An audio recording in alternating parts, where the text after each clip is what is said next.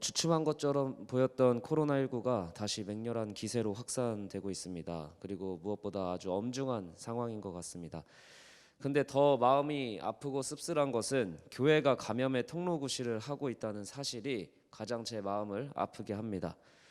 소위 질병은 영적인 것이라고만 해석하는 일부의 지도자들이나 영적 지도자들이 얼마나 시민적인 상식과는 동떨어져 있는 말들을 하고 있는지 세상과 사회는 교회를 질타하고 있습니다.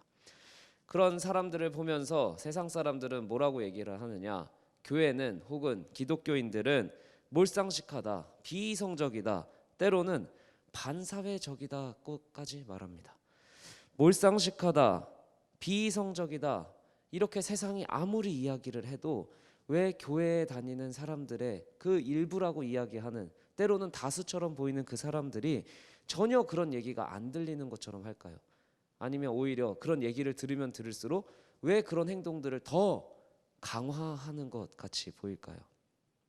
제가 생각했을 때 그러한 판단이나 그런 비판이 들리지 않는 이유는 그리스도인들이 세상의 뜻을 따르는 것이 아니라 하나님의 뜻을 따른다, 그 신념 아래서 하나님의 뜻은 세상의 뜻과 항상 반대에 있다라는 오해 때문이 아닌가 생각이 듭니다. 우리는 분명 세상의 방향을 쫓는 사람들은 아닙니다. 우리는 분명 예수님의 방향을 쫓는 사람들입니다. 그런데 예수님을 따르는 게 과연 항상 세상의 방향과는 정반대로 몰상식하고 비이성적이고 반사회적이어야만 할까? 수련의 주제 길 위의 사람들, 우리는 예수 그리스도가 길 위에 있었을 때 따랐던 수많은 사람들의 이야기를 들었습니다. 중요한 것은 예수님을 따르는 것보다 예수님과 같은 생각으로 그 길을 걷고 있느냐, 이게 이번 수련회의 주제였습니다.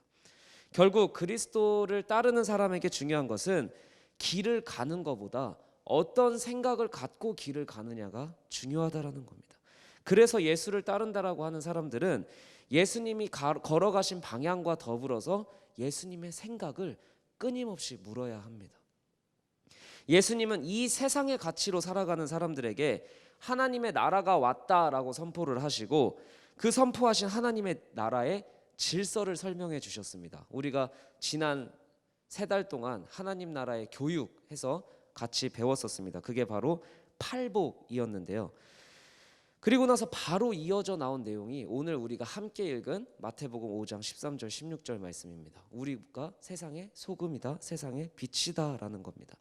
근데 여러분, 여기에 초신자들을 제외하고 어느 정도의 연수가 있는 분들이라면 세상의 소금이다, 세상의 빛이다 라는 이야기는 너무 많이 들으셨을 것 같습니다. 근데 내용은 많이 들었는데 우리의 현실을 돌아보면 별로 그렇지 않을 때가 있습니다. 세상과 다른 가치로 사는 게 꼭 비이성적이어야 할까? 세상과 다른 가치로 사는, 예수님의 가치로 사는 게 꼭 반사회적이어야 될까? 우리가 예수님의 가치로 살아서 빛과 소금으로 산다는 것, 세상의 가치로 살지 않는다라는 것은 도대체 무슨 뜻일까? 예수님과 함께 길 위에 선 사람들인 여러분에게, 그리고 유튜브로 예배를 드리는 우리 청년들에게 이 말씀으로 우리의 예배가 진짜 예배가 되는 방법, 우리가 세상의 빛과 소금이 되는 방법에 대해서 진짜 의미를 한번 같이 찾아나가 보면 좋겠습니다. 자, 빛과 소금의 진짜 의미를 찾기 위해 짚어야 할 첫 번째입니다. 한번 따라해 봅시다. 예수님이 선포하신 정체성. 우리는 이 너희가 세상의 빛이다, 너희가 세상의 소금이다라고 말씀하신 예수님의 이 말씀을 명령이라고 생각할 때가 참 많은 것 같습니다. 그런데 오늘 말씀을 잘 읽어보면요, 너희는 이렇게 살아야지 빛이 될 거야, 이렇게 살아야지 소금이 될 거야 라고 말씀하시지 않고 뭐라고 얘기를 하시냐면, 그냥 우리의 현재 모습이 어떻든 간에 그냥 너희는 세상의 소금이야, 너희는 세상의 빛이야 라고 선포하신 겁니다. 하나님은 원래 그런 분입니다. 창조도 생각해보면 뭐 재료를 가지고 이렇게 얘기하시고 만드신 게 아닙니다. 하나님의 창조의 씨앗은, 창조의 시작은 어디였습니까? 하나님의 말씀이었습니다. 하나님의 선포였습니다. 빛이 있어라, 나눠져라, 생겨라, 하나님의 말씀이 선포되고 창조가 시작된 겁니다. 하나님이신 예수님은 그의 백성들에게 똑같은 방식으로 말씀으로 선포하시는 겁니다.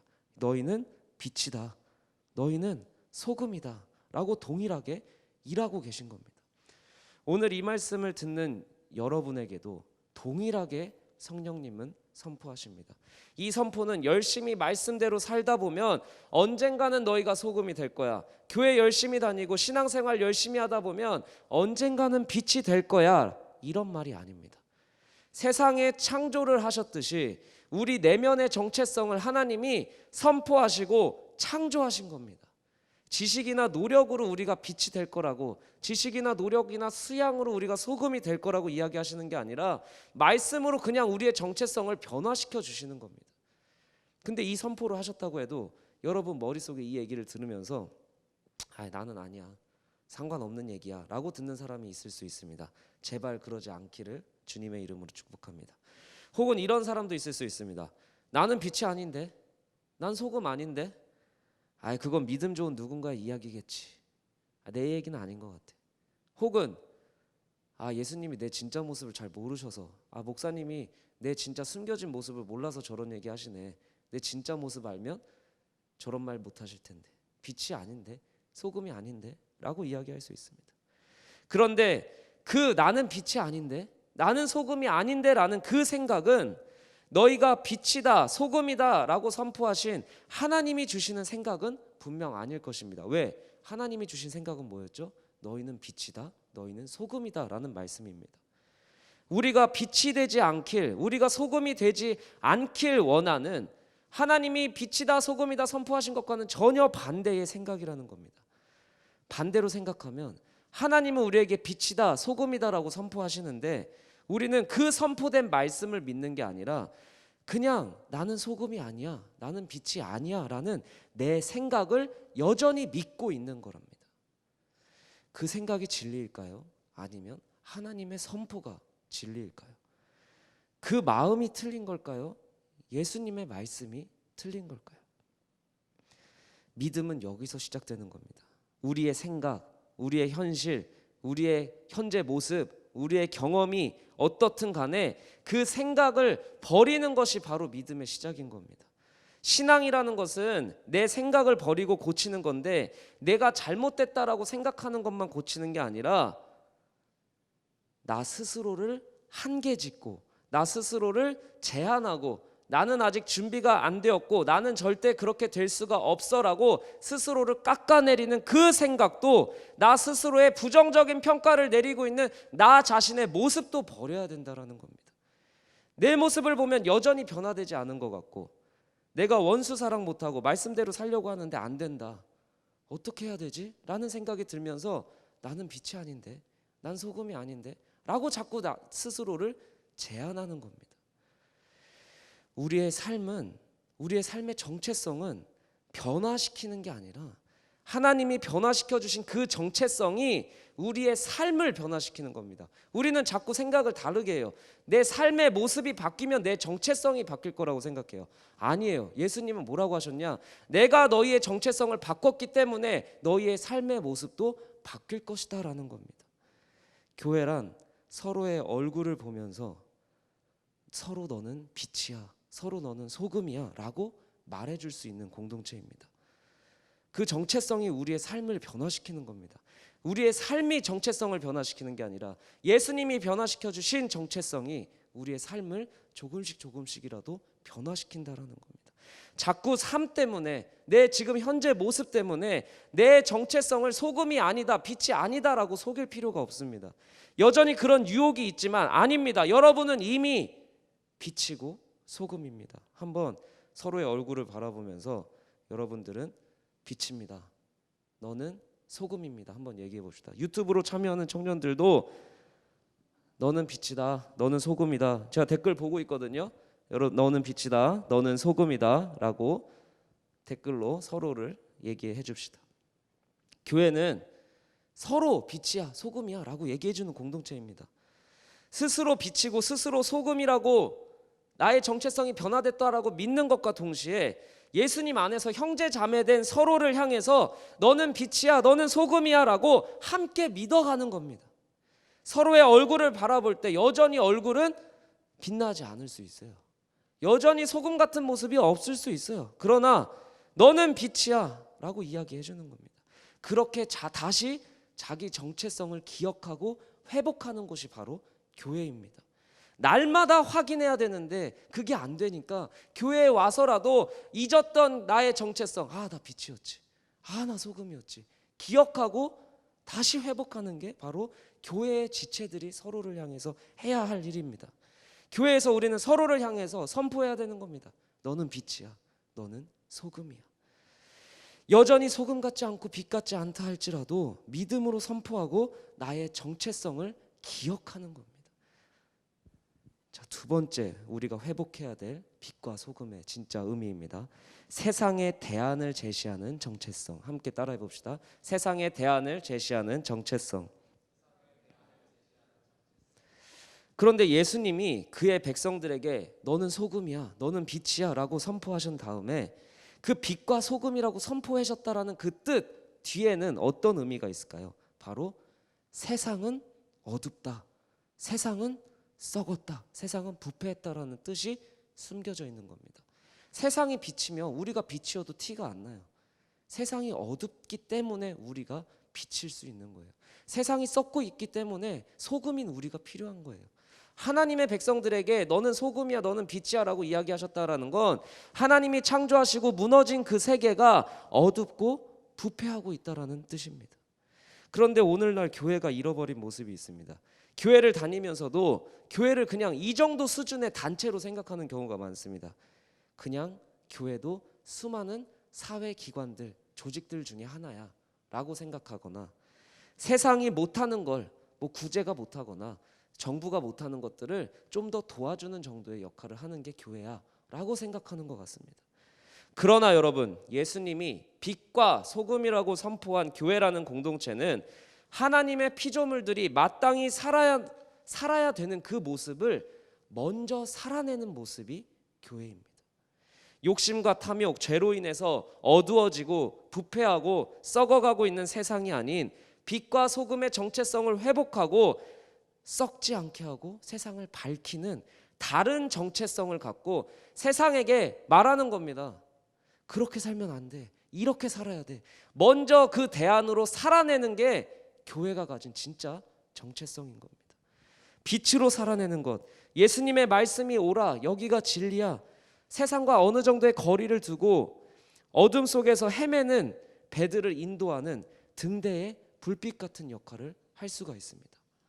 그러나 이 거리를 두고 빛으로 인도한다라는 뜻이 단순히 수도원이나 절처럼 세상 밖으로 멀어지는 것이 아니라 교회는 또다시 세상 속으로 들어갑니다. 우리 교회도 서울 한복판 도심에 있습니다. 대부분의 교회가 거주지와 가까운 데 있습니다. 근데 한번 이렇게 생각해 봅시다. 김치를 담글 때 배추를 소금에 절여요. 저도 몰랐는데 기본 상식이니까 어느 정도는 알고 있지만 다시 찾아봤어요. 김치를 담글 때 소금에 절이는데 여러분, 소금과 배추가 만나면 눈에 보이는 것은 무엇입니까? 배추가 눈에 보입니다. 소금은 눈에서 사라집니다. 그런데 소금과 배추가 만나면 눈에는 소금이 보이지 않지만 배추가 눈에 보이지만 정작 변화되는 것은 배추입니다. 정작 힘이 빠지는 것은 배추입니다. 정작 축 늘어지는 것은 배추입니다. 눈에 보이는 것은 배추이지만 배추를 변화시킨 건 눈에 보이지 않는 소금입니다.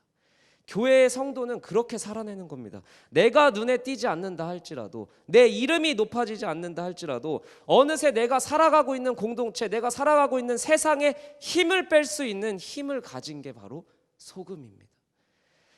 세상과 다르게 산다라는 건 여러분, 세상이 하는 일에 무조건 반대로 간다라는 게 아닙니다. 그게 세상에 피해가 되든 문제가 되든 전혀 상관하지 않고 교회가 맞아, 내가 맞아라는 비이성적인 행동이 예수님의 뜻이라는 게 아닙니다. 세상이 맞다고 하는 것에 항상 의문을 갖는 게 바로 교회입니다. 진짜 저 가치가 맞나? 진짜 세상의 결정이 맞나? 자꾸 의문을 갖는 겁니다. 만약 맞지 않다면 왜 안 맞지? 왜 내 마음에 불편하지? 이게 왜 정답이 아닌 것 같지? 의심을 하는 겁니다. 맞지 않는 가치로 살아가는 세상에게 맞게 살아가는 게 뭔지 내 삶으로 보여주는 게 바로 교회가 가진 대안의 정체성입니다. 그런데 만약 먼저 살아내야 되는 교회가 세상과 똑같은 방식으로 폭력이나 이기적인 집단주의로 살아낸다면 반드시 세상도 그런 교회의 모습을 따라가게 돼 있습니다. 그리고 그 피해는 고스란히 교회가 받게 될 것입니다. 그렇다면 우리는 어떻게 살아내야 되는가? 여전히 우리는 코로나 시대에 살고 있습니다. 코로나 시대 세상의 가치는 무엇입니까? 거리두기입니다. 거리두기가 정답이라고 하는 시대에 거리를 두는 것이 정말로 정답일까? 의심해 보는 겁니다. 거리를 두는 것만으로 우리가 온전해질 수 있을까? 의문을 가져보는 겁니다.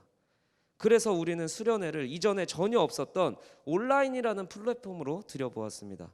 몸은 가까워지지 않았지만 마음만이라도 가까워질 수 있는 방법을 고민했습니다. 성령 하나님과 가까워질 수 있는 다양한 방식을 고민했고 노력했습니다. 어제 코로나로 인해서 거리두기가 2단계로 격상됨에 따라 오늘 우리의 예배 또한 다시 제한과 한계에 처하게 됐습니다.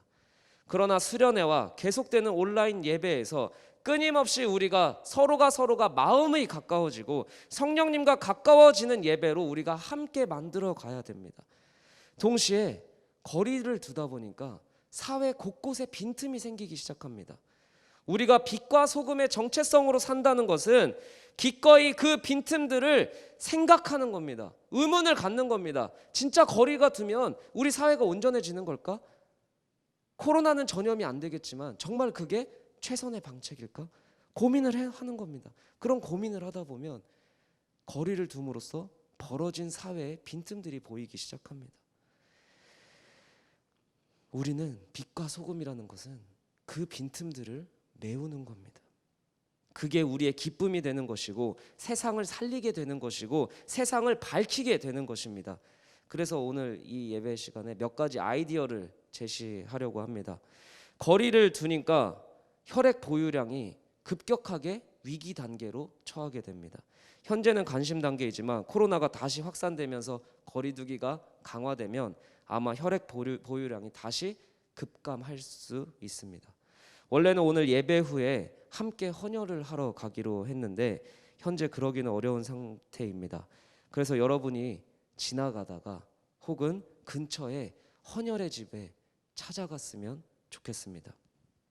평소에 헌혈의 집과 거리를 두었다면, 평소에 거리가 너무 멀어서 헌혈에 대해서 전혀 생각하지 않았다면 한번 이번에 헌혈의 집과 가까이 해보는 겁니다. 검사도 해보는 겁니다. 제가 지난주에 돌아보니까 신체 한계 때문에 어쩔 수 없이 못하는 경우도 있더라고요. 근데 그런 경우를 제외하고라도 한번 가까이 가보는 겁니다. 피가 부족한 사람은 우리의 가족이 될 수도 있고 나일 수도 있지만 더 나아가서 이 세상의 빛과 소금으로 우리는 마땅히 그 빈틈을 채워야 할 것입니다. 혹은 도움의 손길이 필요한 곳에 찾아가 보는 겁니다. 알바를 열심히 구하는 청년들이 있을 겁니다. 근데 아직 알바가 구해지지 않았다면 수해 복구의 자리나 도움의 손길이 필요한 곳을 찾아보는 겁니다. 의심해 보는 겁니다. 생각해 보는 겁니다. 거리 두는 것으로 오히려 손길이 필요한 사람들이 생기지 않을까? 비는 계속 오는데 복구는 되지 않았는데 그냥 내가 편하게 살면 사회가 완전해질까? 고민해 보는 겁니다. 돈은 벌지 못해도 의미와 뿌듯함을 얻을 수 있고 내 정체성까지 회복할 수 있는 기회가 될 것입니다. 여러분의 삶의 자리에서 거리두기를 통해 고민하고 의심하다 보면 제가 보지 못한 수많은 빈틈들을 여러분도 발견하게 될 것입니다. 나보다 더 많은 것이 보이고 때로는 거리두기보다 가까이 해야 할 필요성이 있는 아픔들이 보일 수 있습니다. 기꺼이 그 자리에서 여러분이 빛과 소금의 정체성을 기억하길 주님의 이름으로 축복합니다. 여러분에게 마지막으로 묻고 싶습니다. 여러분의 정체성은 어디에 있습니까? 나는 그리스도인이다. 하나님의 백성이다. 나는 빛이다. 나는 소금이다. 라는 정체성이 분명히 회복되길 도전합니다. 여러분이 구원받은 사람으로서 눈에 보이지 않는다 할지라도 내 도움이 매스컴을 통해서 내 도움이 어떤 사람들의 유명세를 받지 않는다 하더라도 나의 노가짐으로 세상의 힘을 뺄 수 있는 대안이 되기를 주님의 이름으로 축복합니다. 때로는 거리를 두고 길을 잃은 것 같은 인생들에게 바른 종착지를 인도할 수 있는 빛이 되기를 또한 주님의 이름으로 축복합니다. 여러분의 삶을 한번 돌아봅시다. 세상과 달라지고 세상이 신음하는 그 빈틈들에 대안이 되기 위해서 발버둥 친 적이 많습니까? 아니면 세상과 달라서 이상하게 보일까봐 세상과 똑같아지려고 다 괜찮다고 혹은 세상과 똑같아지려고 발버둥 친 적이 더 많습니까? 오늘 말씀을 통해 세상과 달라지려는 발버둥을 치면 좋겠습니다. 세상이 무너지고 있는 그 빈틈들을 발견할 수 있는 지혜를 구하기를 축복합니다. 여러분의 삶 속에서 세상이 말하는 삶의 방식에 의문을 가지십시오. 직장 상사가 말하는 게 정말 진리일까? 선생님이 말하는 게 진리일까? 선배들이 이야기하는 게 진리일까? 정말 저대로 살면 괜찮은 걸까? 자꾸 의문을 갖고 의심을 하고 하나님, 내가 빛과 소금으로 어떻게 살아야 됩니까? 그것을 세상의 방식이 아니라 그리스도인의 방식으로 질문하고 다른 방식으로 먼저 살아내 보시기를 축복합니다. 그 삶을 본 사람들이 처음에는 기이하게 보고 이상하게 볼 수 있습니다. 그러나 어느새 여러분들의 그 삶의 모습에 매료되는 사람들이 생길 것입니다. 그때 예수님을 따르는 가치로 살고 있었던 그 여러분은 여러분의 삶에 매료돼서 그 삶을 따르는 사람들을 어느새 예수님의 가치로 살도록 전도하고 있게 되는 것입니다. 연동교회 하이청년부가 세상의 가치에 의문을 갖고 다른 방식으로 먼저 살아냄으로써 세상을 변화시키고 함께 걸어가는 주의 자녀들이 되기를 축복합니다. 이 시간 함께 기도하겠습니다. 하나님, 이 시간 함께 기도합니다. 교회가 코로나 확산의 통로 구실을 하고 있는 상황이 너무 마음 아픕니다. 또 거리를 두어야만 하고 서로 멀어져야만 하는 상황이 마음이 아픕니다. 그러나 주님의 가치로 산다는 것이 무조건 세상과 반대로만 하는 것이 아님을 고백합니다. 대안을 마련하고 새로운 길을 열어가신 주님을 따르는 것이 바로 주님의 가치로 사는 길임을 고백합니다. 우리가 더 기도하게 하시고 더 지혜를 구하게 하옵소서. 거리를 둠으로 세상에 수많은 틈들이 생깁니다.